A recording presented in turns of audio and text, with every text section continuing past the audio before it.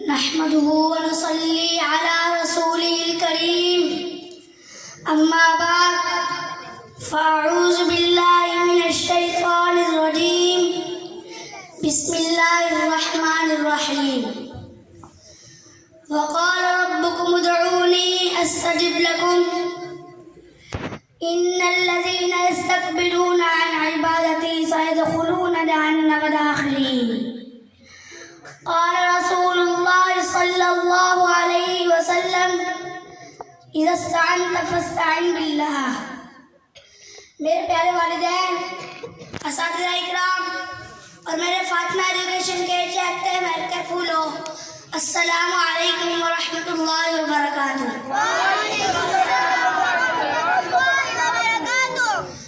آج کی میری اس تقریر کا موضوع ہے دعا، یعنی مدد صرف اللہ تعالیٰ سے مانگنا. نبی کریم صلی اللہ علیہ وسلم نے ارشاد فرمایا دعا عبادت ہی ہے.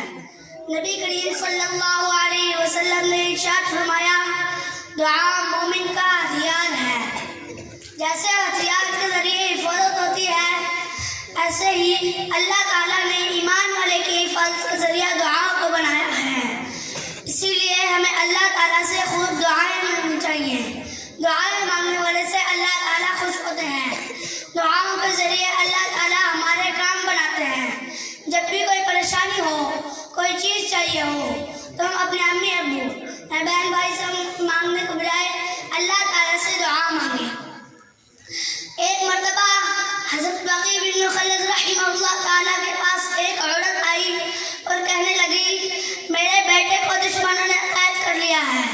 میرا ایک چھوٹا سا گھر ہے، میں چاہتی ہوں کہ اسے بیچ کر اپنے بیٹے کو قید سے چھڑا لوں.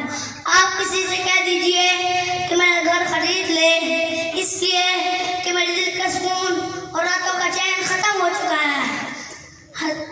حضرت بقی بن مخلد رحمہ اللہ تعالیٰ نے اس کی بات سن کر کہا تم جاؤ، میں تمہارے معاملے پر غور کروں گا. اس کے بعد وہ سر جھکا کر بیٹھ گئے اور اس کی رہائی کے لیے دعا مانگتے رہے.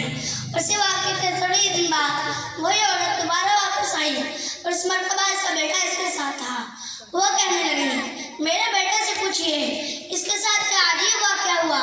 حضرت بقی بن مخلد رحمہ اللہ تعالیٰ نے واقعہ پوچھا.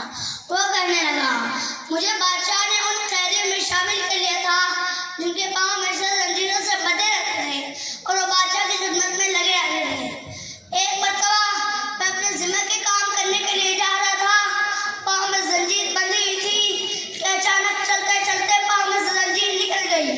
جو سپاہی مجھ پر مقرر تھا وہ مجھ پر غصہ ہونے لگا اور کہنے لگا کہ پاؤں میں سے زنجیر کیوں نکالی.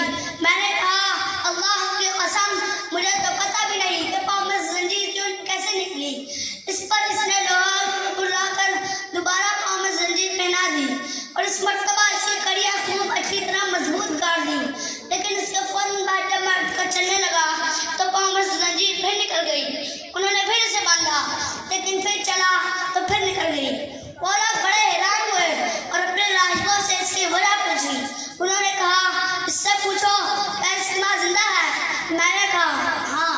انہوں نے کہا لگتا ہے کہ اس کی ماں نے اس کے لیے دعا کی ہوگی اور اس کی دعا قبول ہو گئی ہوگی. پھر انہوں نے مشورہ دیا کہ اب اسے چھوڑ دیا جائے. انہوں نے مجھے چھوڑ دیا اور میں یہاں پر واپس آ گیا. حضرت بقی بن مخلد رحمہ اللہ